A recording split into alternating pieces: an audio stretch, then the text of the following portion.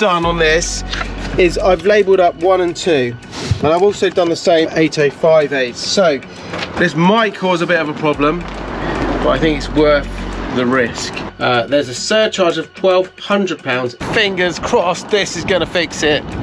No, it's not exchange, it's an electrical part. They will not swap it. We've just spent 1,500 quid, and well, the problem has changed completely. All clues point to a potential faulty ECU that we've installed in the 308. However, we've gone away, we've had to think about this one, and came up with one other possibility that he forgot to mention before. When he was, we've been in the car, obviously trying to start the thing over, and well, when he was doing that, his massive gigantic feet have disrupted some of the wiring underneath the dash, and we think there is a possibility that that is causing some kind of ignition problem. So we have got with us the wiring diagram.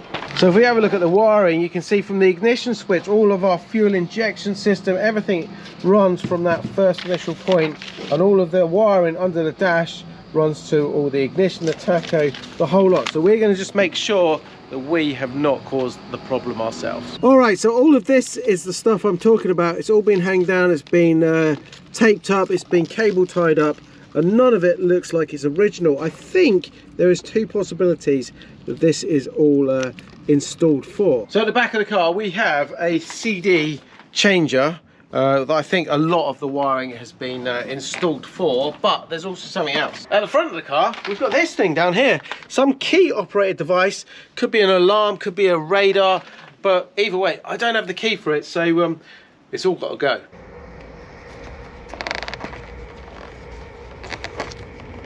Look how bad that is, guys. That has just been cut, wrapped around there. This is a main ignition wire, and there's 2 more up there exactly the same. How bad is that? That's terrible.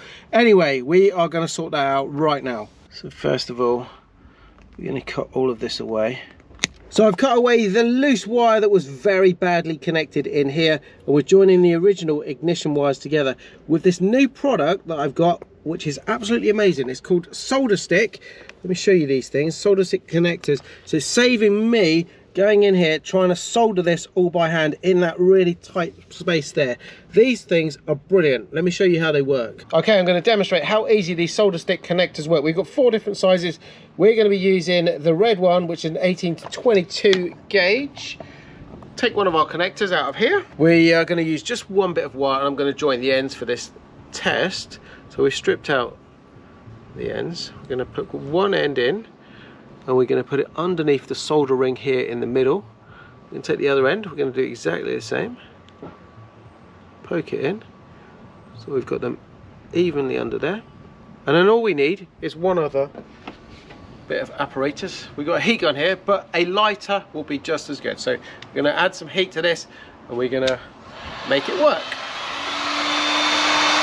Now you can see the sleeving shrinking there, and then the next bit is we just need to make that soldering melt. You can see it just starting to do that now. There you go, and that is it, guys. You can see the solder melting, and all we need to do is just let that cool down, and we'll do a little test. All right, so we've left that a few seconds to cool down, and check this out.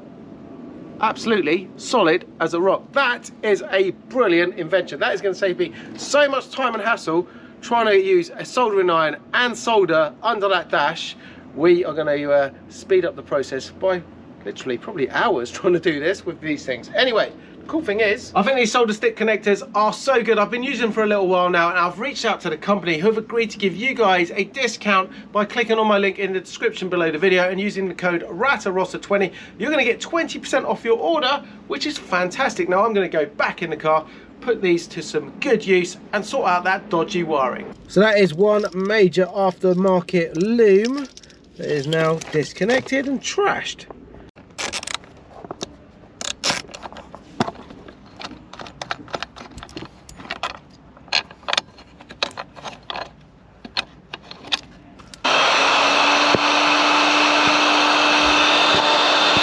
And there you go, no more dangling loose dodgy wiring. It's all back to how it should look at factory. All right, let's fire this up and see if that's made any difference. Nope, unfortunately not. Like many things on this car, that wasn't the issue. Let's keep troubleshooting. Let's push the car out there, and see if we can figure out what is causing this. Actually, before we do that, there's one other thing that has been puzzling me. This car was running. It wasn't running great, but it was firing up first time. And that changed when, obviously, we put this new ECU in. Check the wiring. I'm happy with that wiring that we've just done. It's turning over, no problem. But there's something that just doesn't sit right with me. The other thing that we changed was all the new injectors. Now I'm just wondering, is there a possibility that I have disturbed something in the fuel system and we've now got fuel starvation? So I'm just going to run a couple of tests for peace of mind. Okay, so we are going to run a test. So I've taken the line off from one of the injectors. I put the old injector here into the glass, and we have got a fire extinguisher at the ready should we need it. Is going to fire it up and just see if we get some fuel spraying through. See if I can get that on camera. Okay, go for it.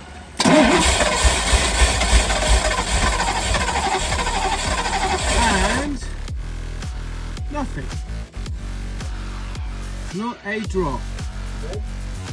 Yep.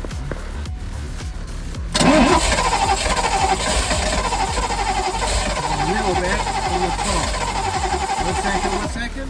Okay. Alright, go, try again, yeah, let's see. So just tightened it up.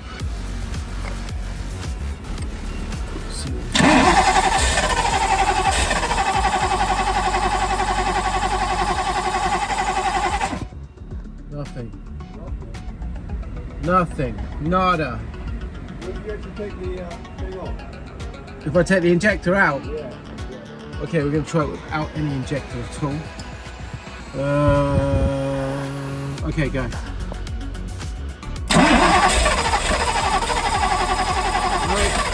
Oh, a little bit. Yeah, just keep it coming.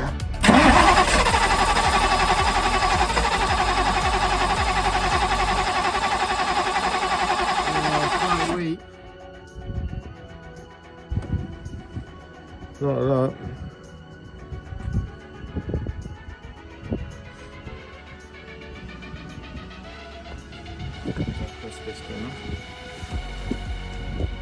See, now it comes through. That's better.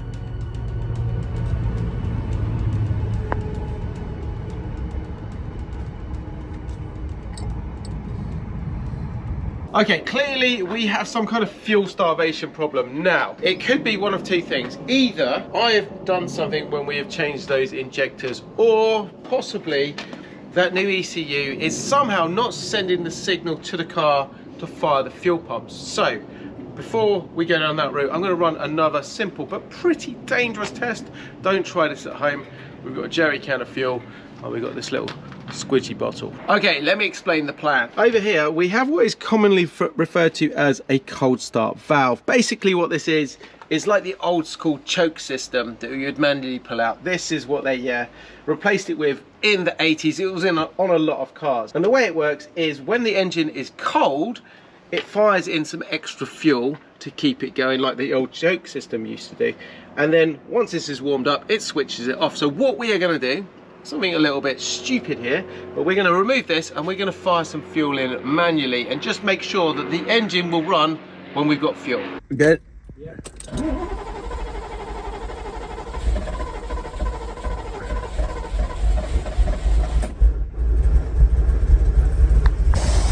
That's me squeezing a bit of fuel in. You can hear it running.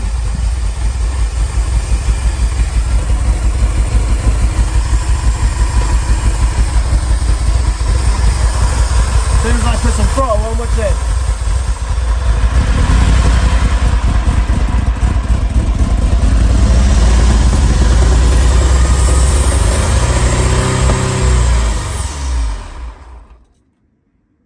Burns the fuel. Dies. What's going on?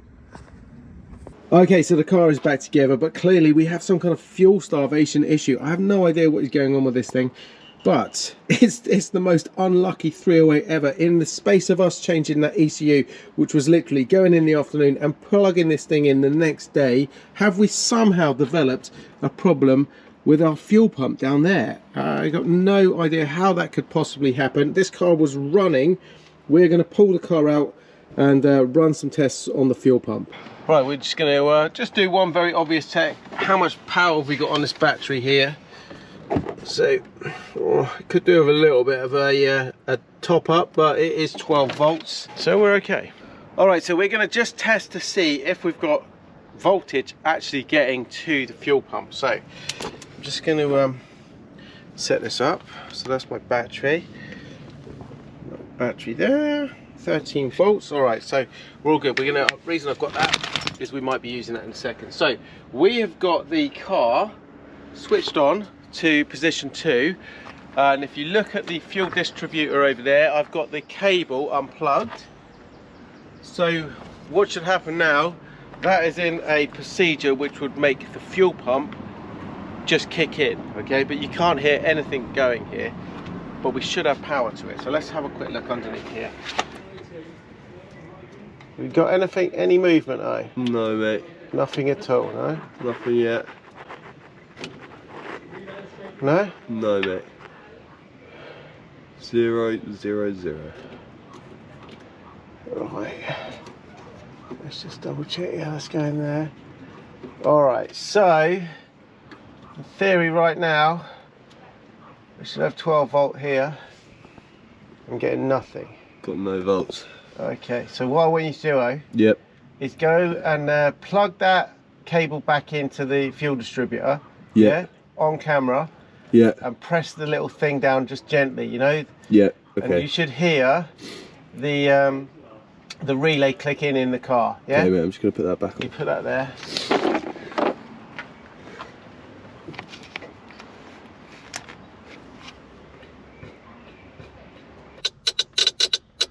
Yeah. Yeah, I can hear it. All right. Anything? Nothing at all at the moment. Nothing at all. Nothing at all. I hear the relay going, so. You can hear the relay. So we're getting the signal going from the distributor there, and just unplug that cable again now. It looks like we're getting a signal from the distributor into the car, so it's sensing the right bits there, and then from the car, or the fuse board or relay board, let's say, through to the fuel pump. I'm not getting any signal. Bit of a puzzling one, this one, because it was working. Now in the cabin here we have the relay board and the fuse panels on the Ferrari 308. Now these things are notoriously bad for causing problems. Let me explain. So third connector along is for the fuel pump. Now all we've done is we've reseated this connector here at the bottom and this connector here at the top, and it appears we now have a fuel pump running. So what is the cause? Well, first of all, if you look at this, the lower connector, it's got some discoloration there, so I'm going to have a closer inspection on that, but I don't think that is the problem. Basically, with these, you can see the tab at the top there, the connector, the spade connector, and there's one at the bottom, and then you've got this plastic block, and it's riveted to the back. What happens is that over time, that rivet starts to separate from the block, and it causes connection problems, and it causes all kinds of problems with the car subsequently. So there is a third-party solution that upgrades all of this and makes it a bit more modern, and we are going to order one of those up and install it on this car. But first of all, let's try and get this car running. Let's test this, see if it actually works.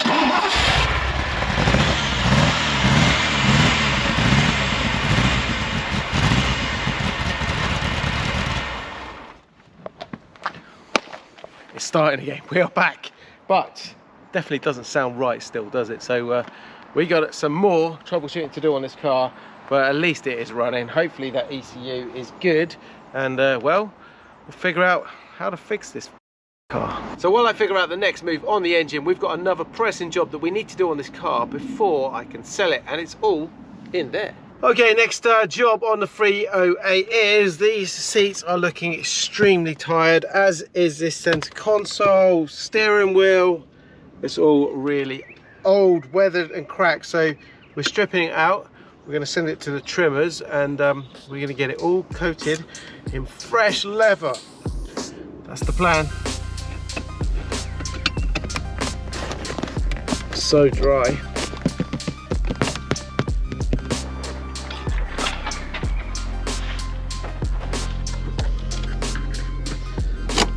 loose there. This is a nightmare getting these things out. Get that bit out there. Take this bit off here. This is a bit Neanderthal, this bit. And that in first gear. There we go. Put all this back together and hopefully it will help us remember where it all goes after. So that goes on there. I'll get this plate off as well. And then that one's got another little screw in there. Take this off very carefully.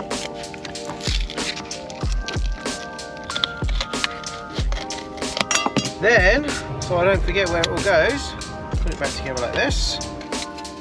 Well, that's that one. Done. Oh, I've got to do these three. One.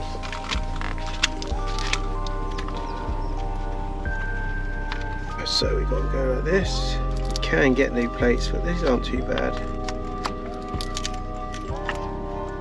Sort of don't want to bend it really.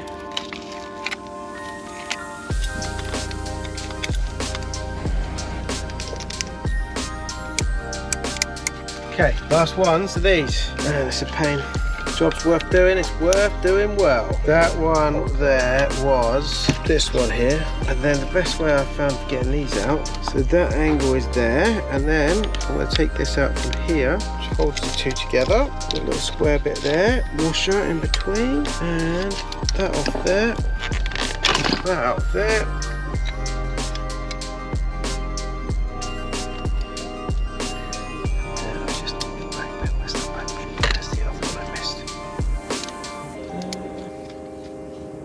Cool. Well guys, we are back to square one on the 308. It's running, but it's not running right. Now I'm not going to touch that engine anymore until I've installed those new upgraded fuse boards, because I'm convinced they are causing a few more problems in the background. In the meantime, we've got the interior off, I've got the fuse boards on order, and in the next video we are going to get this thing sorted out, ready to be sold and fund maybe a couple more parts on the F40. Anyway guys, thank you very much for watching. I will see you all in the next one. Stay safe and ciao for now.